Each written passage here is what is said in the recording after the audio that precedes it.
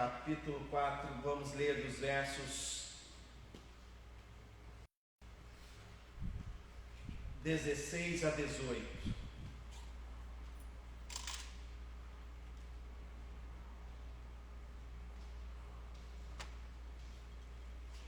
O apóstolo Paulo aqui, queridos, nessa passagem, neste capítulo todo, no livro de 2 Coríntios, está nos trazendo uma palavra muito especial. Ele está falando do ministério dele, das lutas que ele enfrentava por obra de Deus, resistências que ele encontrava enquanto ele estava servindo ao Senhor. E eu quero trazer essa mensagem aqui com esse entendimento também. Você é uma pessoa que está servindo ao Senhor. Posso ouvir um amém? Você é alguém que foi chamado por Deus para servir ao Senhor. A sua vida existe para um propósito dele, que o nome dele seja glorificado. Então o seu viver, o seu trabalhar, o seu realizar, o seu viver em família, os seus sonhos, aquilo que você busca, tudo isso envolve servirmos a Deus também. Vivermos uma vida de maneira que agrada ao Senhor. Você trabalha procurando trabalhar de uma maneira que agrada ao Senhor, com princípios que agradam ao Senhor. Você conduz e convive em família e mesmo outros relacionamentos de uma forma que agrade ao Senhor, temendo ao Senhor, preocupando-se em respeitar os princípios de Deus. E quando nós fazemos isso, nós encontramos muitas dificuldades, a vida traz muitas dificuldades. Nós sofremos, como o apóstolo Paulo aqui sofria, muitas pressões. E apesar das pressões, ele não mudava a palavra dele, ele não mudava a pregação dele, ele não distorcia a sua mensagem por causa das pressões que ele passava. E eu e você passamos por pressões na vida, mas precisamos nos lábios a mensagem. Precisamos manter nos nossos lábios essa mensagem que engrandece e que glorifica o nome do Senhor Jesus. Aqui, no verso 16, ele começa com uma declaração fortíssima, que para mim me atrai muito, mexeu muito comigo.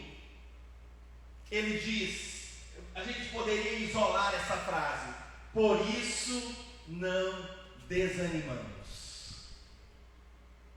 Meu Deus, um homem que era pressionado, se você for olhar lá nos versículos 8 e 9 desse mesmo capítulo, você vai ver que Paulo dizia que ele era afligido em tudo, mas não era esmagado, era perplexo, mas não se desesperava. É muito forte isso, querido, porque ele era pressionado pelas aflições, mas não a ponto de ser esmagado, não a ponto de o seu ânimo ser extraído. Ele ficava perplexo quer dizer surpreso, espantado, a ponto até da sua mente não conseguir encontrar saída nas lutas que ele estava passando. Ele ficava perplexo por isso, e mesmo assim não se entregava ao desespero. E é nesse meio, nesse contexto de pressões e de lutas, onde ele dizia lutas por fora, temores por dentro. Eu já preguei aqui, também está dentro desse contexto essa frase tão forte, que ele enfrentava lutas por fora e temores por dentro. Dentro desse contexto, ele tem aqui no versículo 16 essa declaração: por isso não desanimamos. Levanta sua mão comigo e diga: por isso não desanimamos.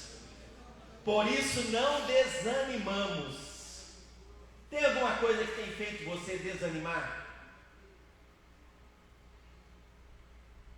Provavelmente você já viveu, está vivendo alguma situação que tem esse poder de fazer você desanimar, né? Seu ânimo ser extraído, ser roubado. Quando a palavra diz aqui, eu gostei muito da expressão que ele usa lá atrás, quando ele fala que ele ficava perplexo. É uma palavra muito forte. Às vezes nós não entendemos direito, mas perplexo é alguém que fica chocado. É uma surpresa negativa tão grande, é um espanto de aterrorizar, não é? Era uma surpresa que ele era levado a pensar assim: meu Deus, e agora? Não tem mais jeito, não tem solução, não tem saída. Queridos, eu quero te dizer que parece que não tem, mas dentro desse contexto, o apóstolo Paulo diz: apesar de tudo, não desanimamos. Amém? Não desanimamos. Não desanime. Não desanime jamais. Lembra dessa palavra. Lembra do seu irmão apóstolo Paulo. Lembra do Espírito Santo falando: não desanimamos. Não desanimamos. Não desanimamos. Como é que alguém pode dizer isso, queridos? Eu quero dizer para você que essa expressão não era uma força humana falando, mas era o resultado de alguém que estava sendo abastecido por uma força superior, e por isso podia fazer essa declaração.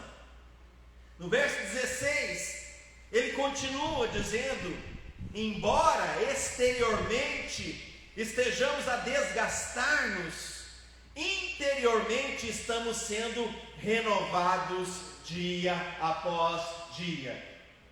Olha como é que Deus preparou para os filhos dele viverem. Como foi que Deus preparou para os filhos dele viverem? Não é? Nós desgastamos por fora. Aqui tem uns cabelinhos brancos aqui, queridos. Quase não dá para vocês verem, viu? Aí também tem uns das irmãs, passam a tintinha, né? A vida, né, vai pressionando. Ele fala aqui, ele usa essa expressão: embora exteriormente nós nos desgastamos. Exteriormente a gente se desgasta, a gente luta, né, e por fora. Só que por dentro é diferente. É para ser diferente, porque diz: por fora você desgasta, mas por dentro você é renovado. Esse é o plano de Deus para os seus filhos. Esse é o plano de Deus para a sua vida. Que você possa até desgastar por fora, exteriormente, mas que você seja renovado por dentro. Que a sua vida seja renovada pelo Espírito Santo dentro. E nós temos que tomar cuidado para não abrir mão e nem perder este privilégio. Estava cantando qualquer coisa a esse respeito aí, que eu fui contemplado, né? Estavam cantando: fui contemplado em ser um com você. Fui contemplado, fui premiado. E o prêmio é isso, queridos. É ter algo que Deus nos oferece que ninguém pode experimentar. Somente aqueles que são nascidos de novo. Somente aqueles que têm uma genuína comunhão com o Senhor. Mas está aí sendo oferecido a todos os que creem. Que por dentro você é renovado. Por dentro você é renovado. E ele continua dizendo: os nossos sofrimentos leves e momentâneos, comparado com a glória que se revela. Quem vai andando com o Senhor, quem vai vivendo com Deus, quem vai acumulando experiência, quilometragem na fé, mas isso de uma maneira genuína, isso de coração, isso consagrado, o que acontece? O peso da glória é maior do que o peso do sofrimento, da luta, das dificuldades. Se você for resumir a sua vida, você vai ter muito mais glória para falar, muito mais testemunho para falar. Queridos, Deus quer isso, que a sua vida possa ir avançando e o número de testemunhos que glorificam ao Senhor sejam infinitamente maior do que os testemunhos, do que qualquer coisa que você possa falar de negativo que aconteceu com a sua vida. Deus vai superar, Deus vai fazer além. E aí ele chega no que é um segredo aqui na palavra, que é o verso 18, quando ele diz: assim fixamos os olhos não naquilo que se vê, pois o que se vê é transitório, mas o que não se vê é eterno. Então, como é que uma pessoa renova por dentro, apesar de por fora estar desgastando? Como é que a pessoa não desanima, como foi a declaração de Paulo? Qual é o segredo? O segredo é aprender a fixar os olhos na direção certa, na pessoa certa, ter os olhos colocados em Deus.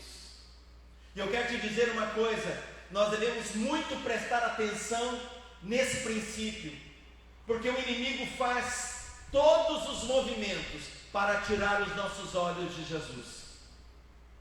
O exemplo de Pedro caminhando sobre as águas é uma palavra, é uma pregação constante para toda a nossa vida. Enquanto Pedro estava olhando para Jesus, não importava a tempestade, não importava o tamanho da onda, não importava o tamanho do vento, ele estava andando sobre as águas. Quem pode dizer amém? Foi tirar os olhos de Jesus, ele começou a afundar. Queridos, e todos os dias nós estamos nesse dilema. E eu trago essa palavra hoje para você, para que você seja uma pessoa que aceite o ensino do apóstolo Paulo, que você se sinta incentivado e diga: eu vou ser uma pessoa que vou manter meus olhos fixos em Jesus, olhando para aquele que é invisível, como Moisés, quando Hebreus capítulo 11 vai falar do testemunho de Moisés, diz que ele ficou firme, mesmo diante da ira de Faraó, da cólera de Faraó, porque ele via aquele que é invisível. Se referindo a olhar para Deus. Meu irmão, você precisa exercitar isso. Nós precisamos exercitar isso. Ser pessoas que olham para o invisível, que mantêm os olhos fixos no Senhor. E para que isso produza resultado na sua vida, você precisa ter um tempo com Deus inicial, um tempo devocional, onde você realmente exercita isso, onde você ora, onde você chora, onde você derrama seu coração, como nós pregamos no domingo passado, que Ana derramou o seu coração, certo? Então nós vamos ser pessoas assim, que nos conectamos com Deus, e depois quando você sai para viver o seu dia a dia, o impacto daquele olhar para Deus, o reflexo daqueles momentos que você esteve olhando ao Senhor, face a face, vai continuar repercutindo na sua vida, te sustentando, te mantendo, te preservando na vontade dEle, fazendo com que você continue a caminhar sobre as águas, sem nunca naufragar. Quem pode dizer amém? É maravilhoso isso. Então Então nós devemos fixar os nossos olhos naquilo que não se vê. Esse é o segredo. Esse é o segredo que nós vemos aqui na palavra. Então, quando nós tiramos os nossos olhos, nós desanimamos. Por que o apóstolo Paulo fala, não, por isso não desanimamos? Porque ele não tirava os olhos do Senhor. Sua vida tinha uma unção, a unção dos encontros que ele tinha com Deus, estava com ele. É como alguém que recebeu um óleo, e vai, aonde você vai, aquele perfume, aquele aroma, está exalando na sua vida, não é? E ele mesmo diz que nós somos o bom perfume de Cristo. Então esse aroma, fruto daquele encontro com Deus, com o seu derramar com o Senhor, está fluindo, e mesmo nos golpes, nas lutas, né? Você não desanima, porque o seu interior se renova. Por fora você se desgasta, você sente os golpes, você fica perplexo, você se assusta, você se impressiona com as bombas que explodem no meio do caminho, não é? Como a palavra diz, mas por dentro está preservado. Por dentro está preservado. A expressão que o apóstolo Paulo diz é que ele não entra em desespero, mesmo diante de não ver solução na sua mente, mesmo diante de toda a pressão, certo? Ele não desanima, porque por dentro tem uma fonte, e é assim que é para ser vivida a vida cristã, amém, queridos? Porque se não for assim, nós vamos estar usando a nossa própria força, tem um limite, nós cansamos. Como Isaías diz, até os jovens se cansam. Até os jovens, né, que têm saúde, que têm vigor, que têm o seu corpo de uma maneira ideal, e até eles se cansam. Mas os que esperam no Senhor renovam suas forças. É assim que Deus planejou para ser, queridos. É assim que Deus planejou para ser a sua vida. Está sendo assim? Você está tendo esse cuidado? Pois tenha, né? Tenha, porque quando nós tiramos os nossos olhos do Senhor, a gente acaba sendo influenciado pelas circunstâncias contrárias, né?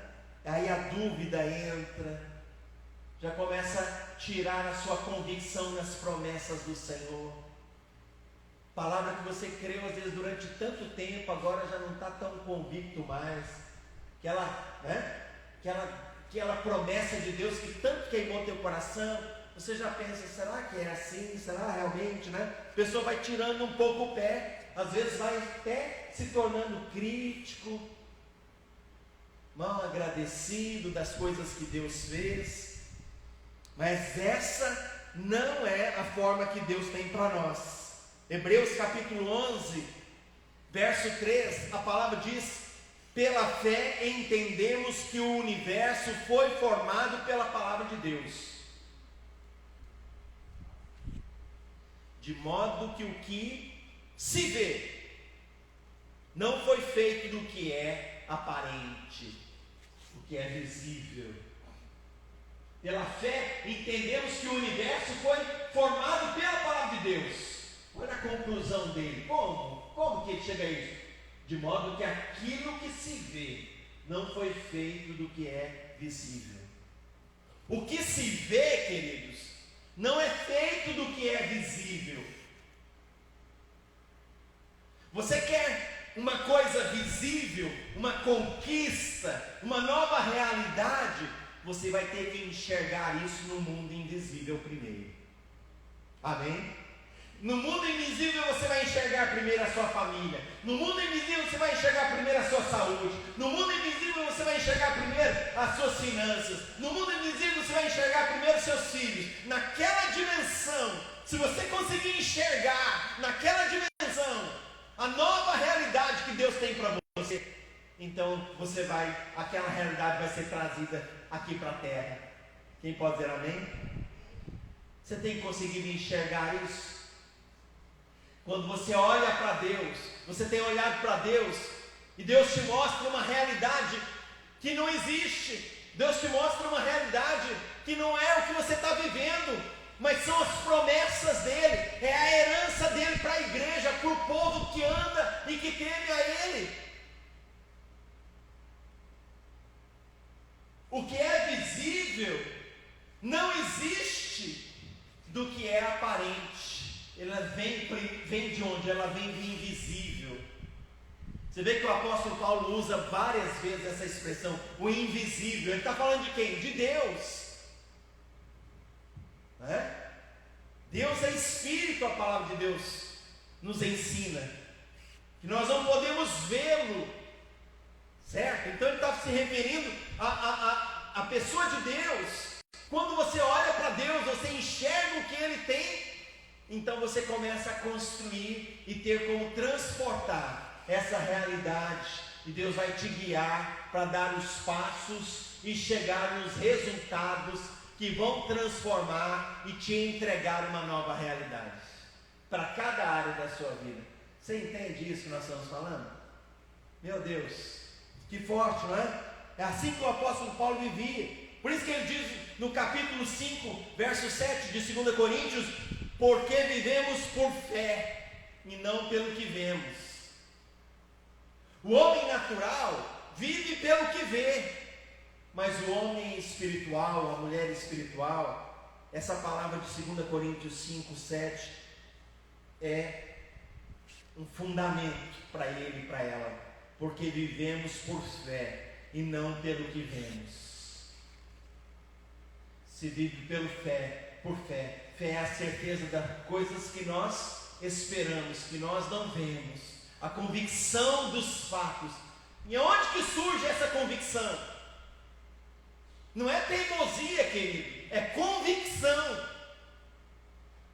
Porque a carne pode ser teimosa, mas o Espírito vai te levar a ser uma pessoa convicta.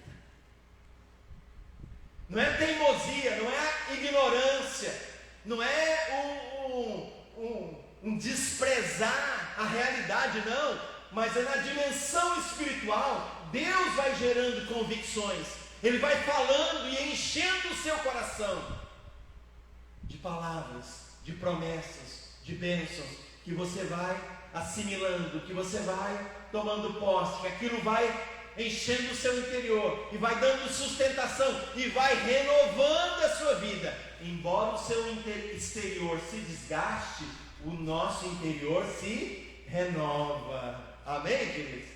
Aleluia, que coisa tremenda!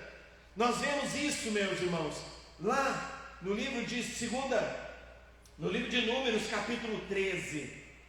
Números, capítulo 13, nós vemos isso claramente. Quando o povo foi entrar na terra de Canaã, Deus mandou 12 espias, através de Moisés, para conhecer o território, para tomar conhecimento daquela área, daquela região. E eles foram, eles entraram, montanhas, matas, rios, viram, observaram os povos ali, e eles perceberam que havia gente poderosa naquela terra, que havia gigantes temíveis naquela terra. Quando eles perceberam aquilo, eles voltaram, todos os 12 voltaram, e diante daquele cenário, a conclusão, no verso 30, diz assim: então Caleb fez o povo calar-se perante Moisés, e disse: subamos e tomemos posse da terra, é certo que venceremos. Subamos e tomamos posse da terra, é certo que venceremos. Mas, queridos, outros 10, verso 31, Eles disseram o contrário. Eles disseram: não podemos atacar aquele povo, é mais forte do que nós. Quem é que está certo? Quem diz é certo que venceremos? Ou não podemos atacar porque eles são mais fortes que nós? Quem dos dois está certo? Quem é que viu? Será que eles olharam para lugares diferentes? Eles não estavam juntos, observando as características da terra? Não estavam juntos em todos os lugares? Eles estavam. Mas a conclusão que cada grupo fez foi exatamente o contrário. Eles trouxeram um relatório, né? Eles trouxeram um relatório. E eles trouxeram o relatório de acordo com a fé que eles tinham, daquilo que eles olhavam com os olhos espirituais.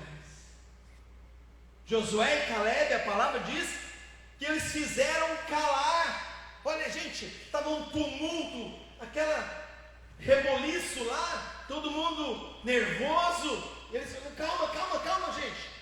Escuta uma coisa, vamos subir, chegou a nossa vez, é a nossa hora, nós vamos lutar contra esse povo, vamos destruir esse gigante, vamos conquistar esse território.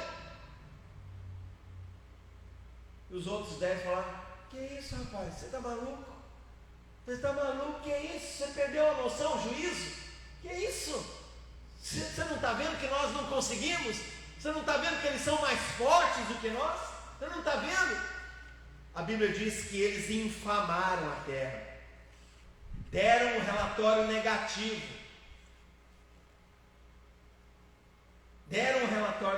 Queridos, isso resume tanto, retrata tanto o resultado de quem olha para o alto e de quem não olha para o alto, quem olha só as circunstâncias, quem não tem um olhar iluminado pelo Senhor. Por isso, seu devocional, se você não tiver um devocional, se você não tiver uma vida de comunhão com Deus, nós vamos correr o risco de estarmos vivendo uma vida, nos comportando como esses 10 espias aqui do final. Quem pode dizer misericórdia? Se nós não tivermos a decisão no nosso coração, a compreensão no nosso entendimento, de que precisamos olhar para o alto, para ver o invisível, para ouvir a voz de Deus, nós corremos um sério risco de sermos pessoas que vão viver a vida como esses 10 espias medrosos. Eles podiam entrar, eles podiam vencer, eles podiam conquistar, mas não conquistaram. Ainda atrapalhou a vida de quem queria conquistar. Josué e Caleb. Ainda atrapalhou a vida de quem queria conquistar, Eu acho que Josué e Caleb ficaram, que aquilo ali, eles custou 40 anos rodando no deserto.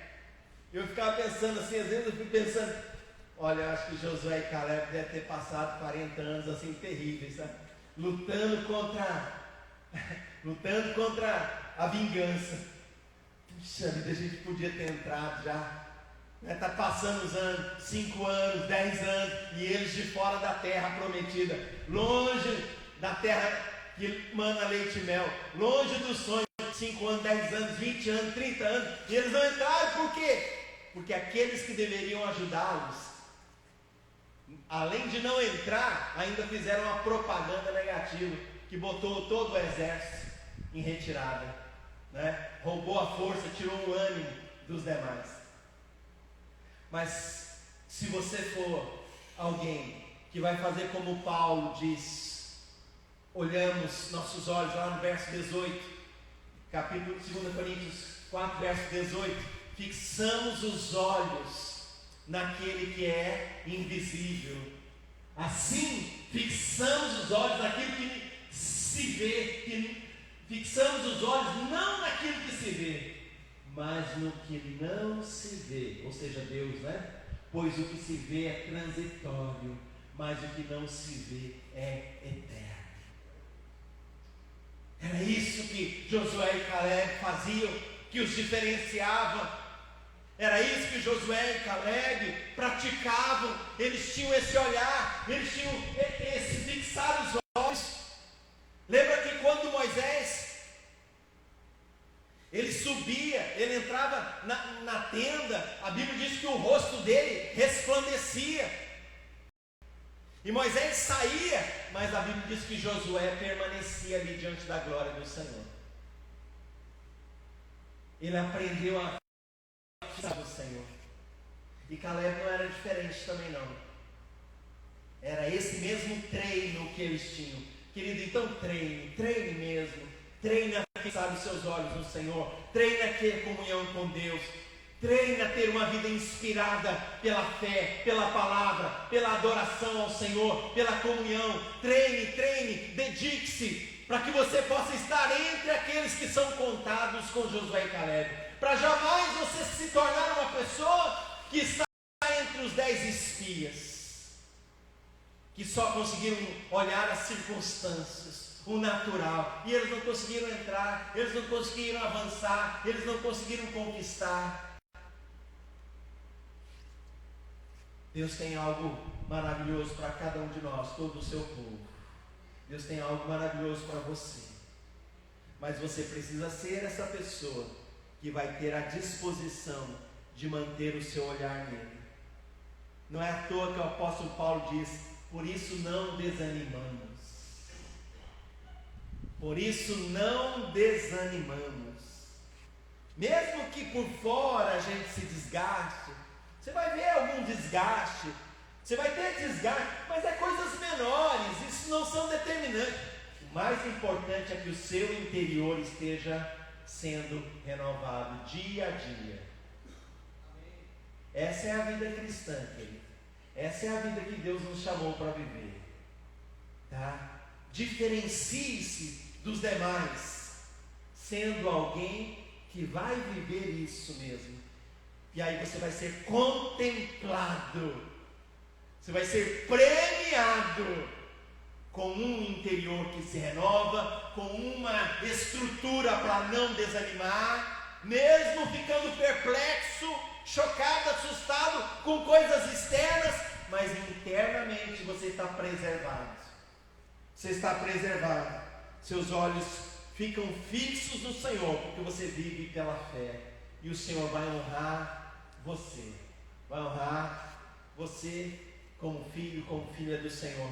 E você vai entrar na sua Canaã, na terra dos seus sonhos. Amém? Vamos ficar em pé, vamos orar. Aleluia, glória a Deus. Fecha teus olhos. Pensa um pouquinho. Você tem sido essa pessoa que tem fixado o seu olhar no Senhor? Será que você está correndo o risco de se tornar cada vez mais uma pessoa meramente natural, que vive somente pelas circunstâncias, que fica reparando de manhã, de tarde, de noite, entra dia, sai dia, entra mês, sai mês, entra ano, sai ano, você só olha o vento, só olha a altura da onda? Mantenha os seus olhos fixos em Jesus. Coloque os seus olhos no Senhor. Coloque os seus olhos no Senhor. Que todos os dias você diga: eleve os meus olhos para o monte, para a presença de Deus, para aquele que é invisível, mas que me mostra e revela todas essas coisas, que enche o meu olhar de promessas, de bênçãos, de conquistas, que me mostra que eu sou capaz, quando todos dizem que eu não posso.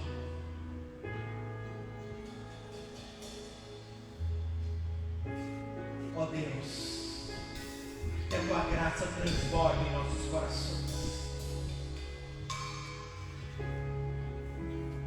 Ajuda-nos a ajustar o foco, Senhor. a termos um foco no Senhor. Não permitir que o inimigo, que a vida nos distraia, nos faça tirar os olhos de Ti, Pai. Ajuda, Pai. Mesmo sendo pressionados, mesmo, Senhor, tendo lutas por fora e temores por dentro, mesmo, Senhor, ficando perplexos, mesmo, Senhor, diante de tantas aflições, meu Pai, que o nosso interior se renova a esperança, renova a fé, renova a alegria, renova a força, nosso interior se renove. Levanta as suas mãos, Deus quer derramar novas forças na sua vida. Diga para Ele: eu vou colocar os meus olhos, eu vou manter meu olhar no Senhor, eu vou manter a minha atenção em Ti, eu vou Te contemplar.